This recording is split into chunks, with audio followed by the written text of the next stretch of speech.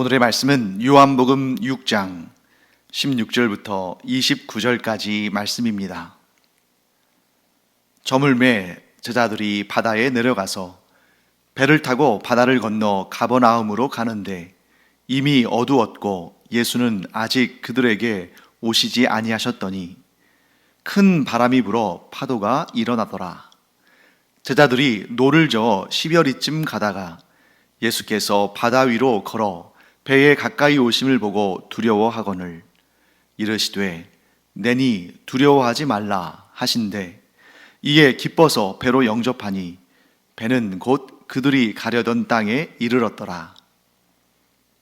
이튿날 바다 건너편에 서 있던 무리가 배 한 척 외에 다른 배가 거기 없는 것과 또 어제 예수께서 제자들과 함께 그 배에 오르지 아니하시고 제자들만 가는 것을 보았더니 그러나 디베라에서 배들이 주께서 축사하신 후 여럿이 떡 먹던 그곳에 가까이 왔더라. 무리가 거기에 예수도 안 계시고 제자들도 없음을 보고 곧 배들을 타고 예수를 찾으러 가버나움으로 가서 바다 건너편에서 만나 랍비여 언제 여기 오셨나이까 하니 예수께서 대답하여 이르시되 내가 진실로 진실로 너희에게 이르노니 너희가 나를 찾는 것은 표적을 본 까닭이 아니요 떡을 먹고 배부른 까닭이로다. 썩을 양식을 위하여 일하지 말고 영생하도록 있는 양식을 위하여 하라. 이 양식은 인자가 너희에게 주리니 인자는 아버지 하나님께서 인치신 자니라. 그들이 묻되 우리가 어떻게 하여야 하나님의 일을 하오리이까? 예수께서 대답하여 이르시되 하나님께서 보내신 이를 믿는 것이 하나님의 일이니라 하시니. 우리가 어제 오병이어의 기적에 대해서 살펴봤죠. 오병이어의 놀라운 기적을 일으키신 예수님께서는 제자들을 먼저 배에 태우시고 그 갈릴리 호수의 건너편에 있는 가버나움이라는 곳으로 제자들을 보내십니다. 그리고 예수님은 산으로 올라가셔서 기도를 하십니다. 예수님께서 같이 배에 오르지 않으시고 제자들을 먼저 보내신 데에는 아마 두 가지 이유가 있지 않았을까 하는 그런 생각이 듭니다. 첫째, 오병이어의 기적은 그곳에 모인 성인 남성만 5,000명, 어린아이와 여인들과 노인들까지 포함하면 아마 2만 명 혹은 그 이상 되었을 그 사람들만 오병이어의 표적을 본 것은 아니죠. 누구도 보았습니까? 예수님의 제자들도 보았습니다. 예수님의 제자들도 경험을 한 거죠. 얼마나 신났겠습니까? 거기에다가 그냥 그 보리떡 5개와 물고기 2마리로 예수님께서 그것을 나눠주실 때 그것을 먹기만 한 것이 아니라 이 제자들은 예수님의 제자들이니까 그 일을 또 손수 자기들 직접 이렇게 빵도 나눠주고 물고기도 나눠주고 하지 않았겠습니까? 더군다나 자신들은 예수님께 택함 받은 12명의 소수의 제자들이고 그러니까 너무너무 신났을 거예요. 안 그래도 그들이 메시아에 대한 그러한 관점이 예수님께서 알려주시고자 하시는 관점과는 좀 다른 이 유대인들이나 큰 차이가 없는 정치적이고 경제적이고 군사적인 그러한 메시아의 어떠한 기대감, 그런 관점을 가지고 있는데 그런 메시아에 대한 기대감이 이 오병이어의 기적을 통해서 더 커지는 그런 일을 경험했을 겁니다. 그때 예수님께서 이 제자들을 그 떡을 먹고 예수님을 억지로 왕으로 세우려 하는 그 사람들과 분리하고자 하신 것입니다. 왜냐하면 제자들이 그것을 속히 떠나지 않으면 그래서 그곳에서 그 오병이어의 기적을 체험한 사람들과 함께 그 자리에 있으면 이들도 이 감정에 취해서 그대로 이제 이 사람들 사이에 이런 어떤 대중 심리 이런 거 있지 않습니까? 거기에 휩쓸려서 예수님에 대한 잘못된 인식을 잘못된 메시아관으로 그들이 고착될 수 있기 때문에 예수님께서 사실 그것을 고치시려고 굉장히 많이 수고하셨죠. 시간도 많이 사용하셨고 또 많이 가르치셨는데, 그러한 잘못된 메시아관으로부터 이 제자들을 떼어놓으시려고 일부러 먼저 보내신 것입니다. 다른 하나의 이유는 예수님께서 표적을 보여주실 때는 그 목적이 있는 거죠. 이 표적을 통해서 예수님이 구약에 예언된 메시아, 하나님의 아들, 구원자, 죄로부터 하나님의 사람들을 건져내고 구원할 그런 메시아이심을 보여주실 목적을 가지고 있는데, 그 메시아가 하나님이심을 보여주시는 것입니다. 그 메시아가 단지 정치적인 목적을 가지고 이 땅에 온 그러한 정치 지도자나 군사 지도자나 경제적으로 이 백성들을 풍성하게 하고 먹고 사는데 걱정 없게 만드는 그런 지도자가 아니라 하나님이심을 보여주신다는 거죠. 어떻게? 오직 하나님만이 천지를 창조하시고 우주 만물을 다스리십니다. 오직 하나님만이 바람을 잠잠케 하시고 풍랑을 고요하게 하실 수 있습니다. 그리고 오직 하나님만이 자연의 일반 법칙을 다스릴 수 있으시고 거스르실 수도 있으십니다. 그래서 인간이냐 하나님이냐, 이 자연을 다루는 방법을 통해서 알 수 있죠. 자, 지금 갈릴리 호수에 갑작스럽게 큰 파도가 쳤습니다. 갑작스럽게 강한 바람이 불면서 큰 풍랑이 일어납니다. 사람은 어떻습니까? 사람의 힘과 사람의 지혜와 사람의 의지를 가지고 그 파도를 이겨나갈 수는 있습니다. 물론 그 거센 파도와 사람의 힘과는 비교할 수 없죠. 하지만 사람은 그 파도를 이겨나가는 힘과 능력과 지혜와 의지를 가지고 있습니다. 물론 자기의 힘과 지혜와 능력과 의지를 넘어서는 자연 앞에서는 인간은 정말 너무나 무력하고 아무것도 할 수 없는 거죠. 생명을 잃어버리죠. 그럼에도 불구하고 그 거센 파도 앞에서 살아나려고, 살고자, 죽지 않으려고 애를 쓰죠. 그런데 하나님이신 예수님은 그 성난 파도 위로 유유히 걸어오십니다. 사람은 이 자연의 거센 조건들, 그 성난 자연의 힘 앞에 사람은 두려움에 떨고 살기 위해서 버티고 맞서고 견뎌보지만 결국에는 사람은 자연의 힘을 넘어설 수가 없죠. 그러나 예수님은 아무리 거센 파도와 강한 풍랑이 일어도 염려가 없으십니다. 편안하십니다. 그리고 그 위를 걸어오십니다. 왜요? 자연을 만드시고 자연을 다스리시는 분이시기 때문에 그 사실을 예수님께서 보여주신 것이죠. 이 풍랑과 바람을 잠잠케 하시고 물 위를 걸어오심으로. 두려워하는 제자들, 뭐가 두렵겠습니까? 거센 파도도 두렵지만 저기에서 누가 걸어오는데 사람인 것 같아요. 그런데 그들이 순간적으로 생각했습니다. 사람이 어떻게 물 위를 걸을 수 있지?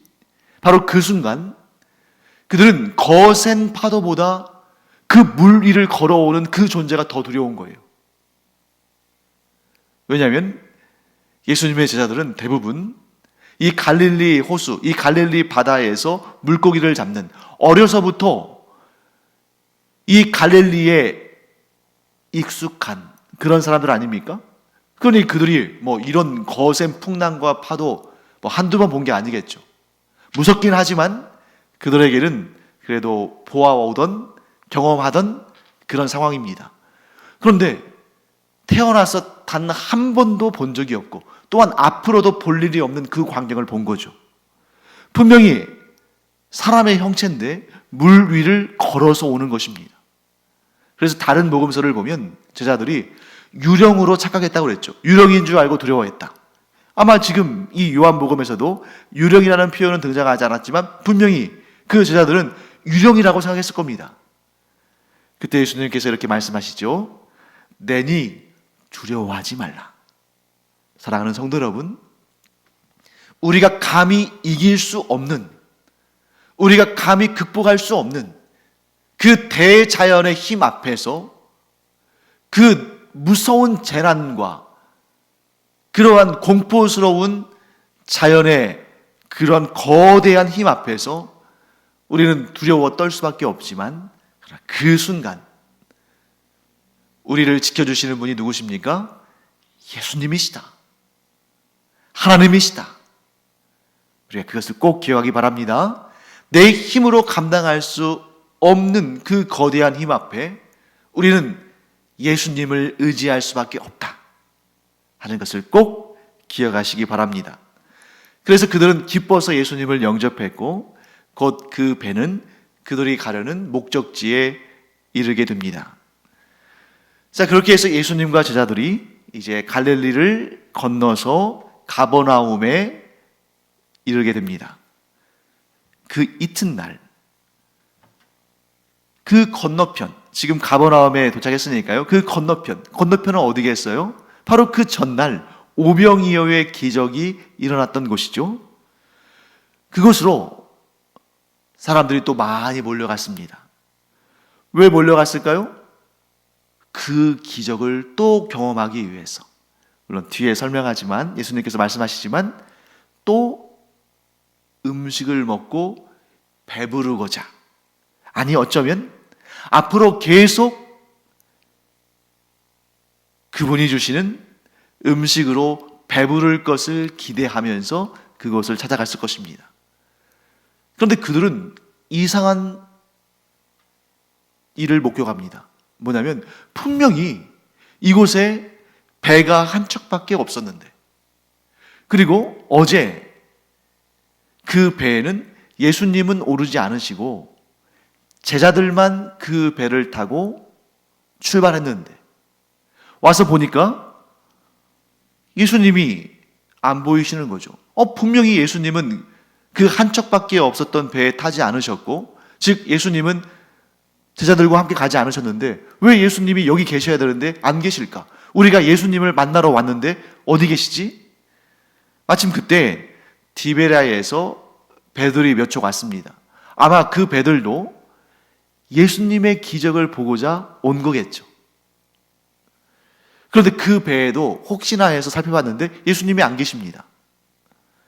그러자 그들은 예수님을 찾으러 배를 타고 출발합니다. 그리고 갈릴리를 건너서 반대편인 가버나움에 가서 예수님을 만납니다. 예수님은 그들을 보시고 그곳까지 배를 타고 모여든 그 사람들을 보시고 좋아하지 않으셨어요. 칭찬하지 않으셨습니다. 너희들이 또 나를 만나러 왔구나. 참 너희들이 열심이구나. 나를 좋아하는구나. 이렇게 생각하지 않으시고 예수님은 그들의 속마음을 아셨습니다. 그리고 이렇게 말씀하십니다. 26절 말씀이죠. 예수께서 대답하여 이르시되 내가 진실로 진실로 너희에게 이르노니 너희가 나를 찾는 것은 표적을 본 까닭이 아니요 떡을 먹고 배부른 까닭이로다. 자, 이들이 예수님께서 보여주신 표적을 보고 이분이야말로 성경에서 예언된 바로 메시아, 우리의 구원자이시구나, 이렇게 그들이 깨닫고 예수님을 섬기러, 예수님을 모시러, 예수님께 자신들을 의뢰하려 온 것이 아니라 그들의 목적은 단 하나, 떡을 먹고 배부른 까닭. 자, 한 끼 식사 정도 해결하려고 하는 그런 의미가 아닙니다.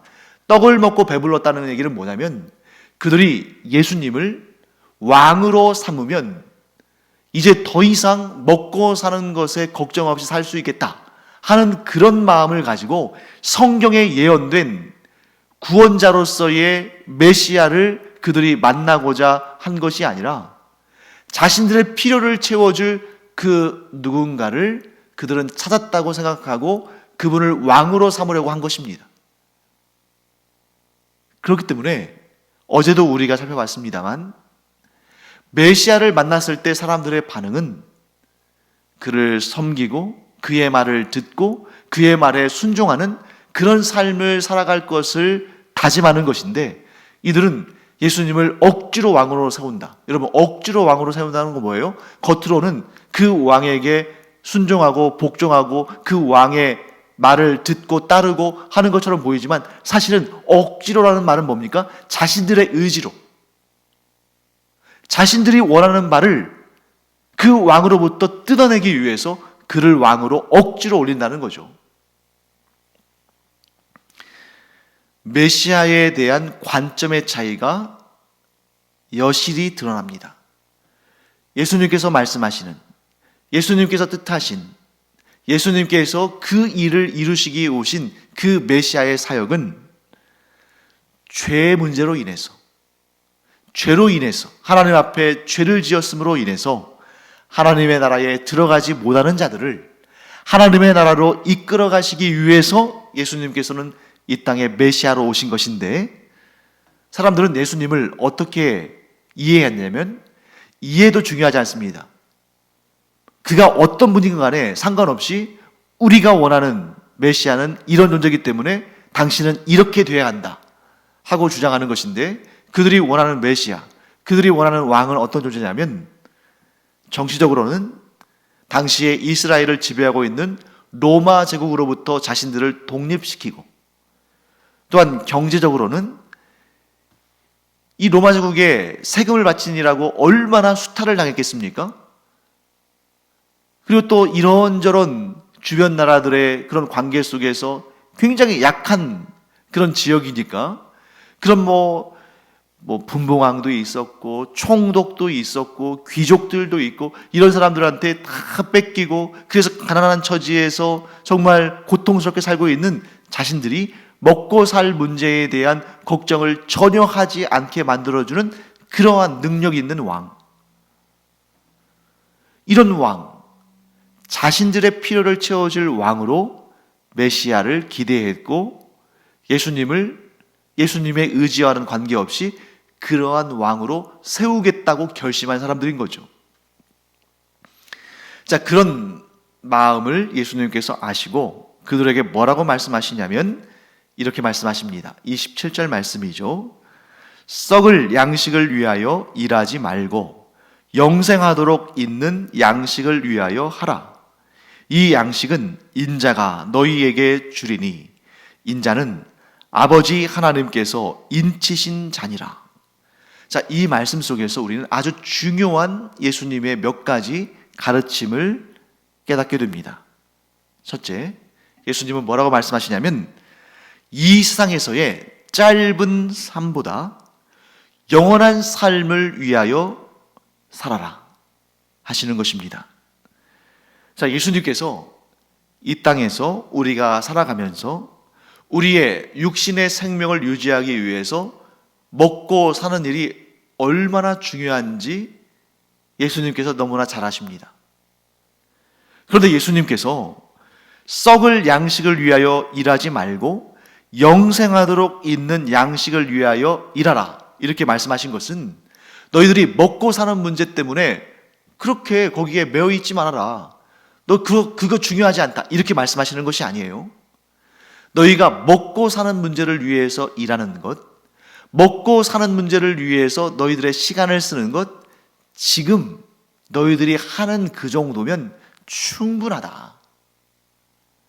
그런데 너희가 정말 이제 힘쓰고 너희들의 삶에 있어서 가장 큰 열심을 보여야 할 것은 육신을 먹이고 살리는 그 문제가 아니라, 즉 육신의 생명을 유지하는 그 양식을 위한 것이 아니라 영원한 생명을 주는 그 양식을 위해서 너희가 가장 큰 열심을 내어야 한다 하고 말씀하시는 것입니다.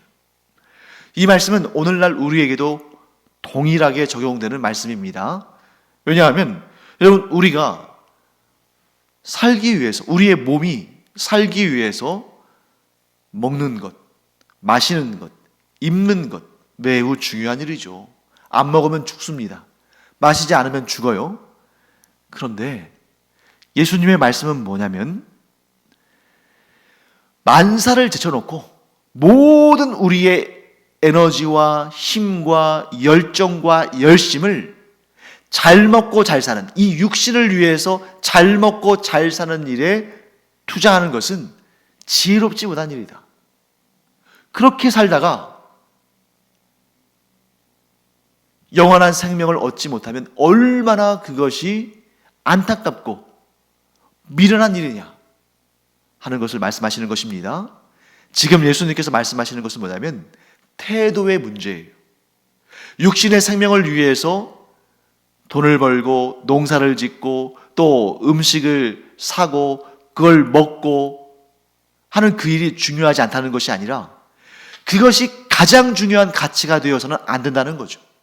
왜냐하면 사람들이 지금 몰라서 그렇지, 만일 모든 것을 안다면 지금 이 세상에서 무엇을 먹고 무엇을 마시냐 하는 문제가 그렇게 중요한 것이 아니라는 것을 알게 된다는 것입니다. 영생의 존재, 영원한 생명이 어디에서 있을 것인가? 우리가 영원히 거할 곳이 어디인가? 그것이 지옥인가? 천국인가? 그것에 대한 지식이 있다면, 그것에 대한 관점이 있다면 그 인생의 가장 중요한 부분을 육신을 위해서 먹고 사는 일에 투자하지 않는다는 것이죠. 그것도 중요한 일이지만 그것은 이 가장 중요한 문제를 위한 도구일 뿐, 우리 인생의 가장 중요한 그 일을 위해서 우리의 열심을 쏟아야만 그가 진정 지혜로운 자고 그가 진정 장래의 영원한 세상을 잘 준비하는 사람이다 하는 것을 우리는 깨달아야 되는 것입니다. 우리가 세상 사람들과 똑같지 않아요. 우리가 만일 세상 사람들과 똑같다면 우리도 세상 사람들처럼 잘 먹고 잘 살고 좋은 것을 누리고 하는데 우리의 삶에 가장 역점을 두고 그것을 우리의 삶의 가장 중요한 부분으로 삼아야 할 것입니다. 그러나 우리는 세상 사람들과 같지 않죠. 우리는 어떤 사람들입니까? 우리는 영원에 대해서 아는 사람들입니다. 우리는 영원하신 하나님, 또한 영원한 하나님의 나라, 또한 영원한 하나님의 나라에서 누릴 영원한 복과 상급에 대해서 아는 사람들로서 그것을 진실로 제대로 안다면, 그것을 정말 믿는다면 그 영원한 것을 위하여 우리 삶의 가장 중요한 부분을 사용해야 한다는 것입니다. 우리에게 있는 가장 뜨거운 열정과 열심을 그것을 위해서 준비시켜야 한다는 것입니다. 사랑하는 성도 여러분, 우리에게 육신의 생명을 위해서 먹고 사는 일 중요합니다. 그런데 그것은 지금 하는 정도면 충분해요. 그런데 예수님을 만났으면서, 지금 이 이스라엘 사람들이, 이 유대인들이 예수님을 만나지 않았습니까? 예수님을 만났으면서도 그 예수님을 향하여 그들이 바라고 원하고 구하는 것이 단지 육신의 생명을 위해서 먹고 마시고 입는 것 뿐이라면 얼마나 안타까운 일인가? 얼마나 지혜롭지 못한 일인가? 우리가 하나님께 구할 때에는 영원한 생명과 영원한 복락이 우선순위가 되어야 한다 하는 것을 꼭 기억하기 바랍니다. 그렇기 때문에 예수님께서 이렇게 말씀하시는 거예요. 무엇을 먹을까? 무엇을 마실까? 염려하지 말라. 너희들에게 그런 것들이 필요하다는 것을 하나님은 다 이미 알고 계시고 이미 너희들에게 베풀어 주신다. 너희가 구하지 않아도 너희에게 마실 것, 먹을 것, 입을 것 공급해 주신다. 그러므로 너희는 먼저 그의 나라와 그의 의를 구하라. 하나님의 나라와 그 의를 구하는 자에게는 하나님께서 영원히 천국에서 살게 될 영생의 복락과 또한 영원히 누리게 될 그 하나님의 나라의 의를 우리에게 허락하시며, 그래서 우리를 너희는 의로운 자들이다. 너희는 나의 자녀들이다. 너희는 나의 나라에서 영원히 살 자들이다 하고 하나님께서 우리를 인정해 주신다는 것입니다. 이것이 가장 중요한 일이다 하는 것을 우리는 반드시 깨달아야 합니다. 그런데 더 놀라운 사실은 이것입니다.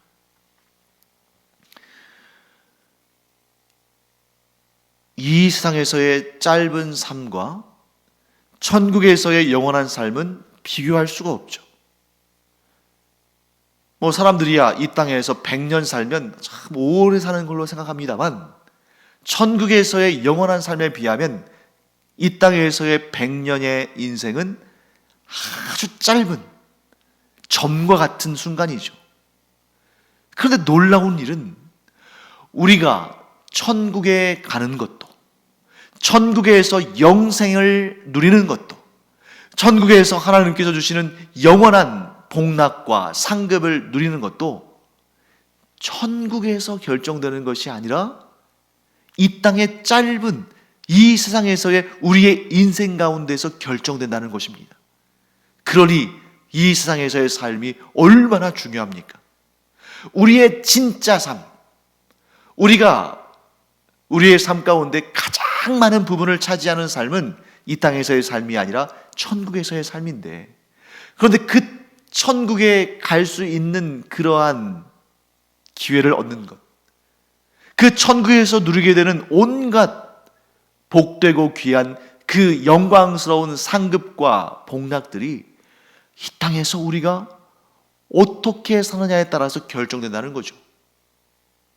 우리가 이 땅에서 예수 그리스도를 나의 구주로 영접해야만, 우리가 이 땅에서 하나님께서 기뻐하시는 예배와 예수 그리스도의 그 뜻대로 살아가는 삶과 성령님의 인도하심에 순종하는 그런 삶을 통해서 우리는 영원히 누릴 복락과 상급을 받게 되는 것입니다.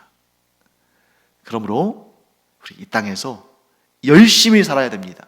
그런데 그 열심이 육신의 생명을 유지하기 위한, 그래서 돈 많이 벌고 잘 먹고 좋은 것들, 이 세상에서 언젠가는 썩어 없어질 그런 것들을 얼마나 좋은 것들로 누리느냐, 이것이 아니라 이 땅에서 우리가 열심히 살면서 영원한 것들을 얼마나 많이 준비하느냐, 여기에 우리의 최고의 관심과 열정과 열심이 투입되어야 한다 하는 것을 꼭 기억하는 우리 모두가 되기를 간절히 축원합니다.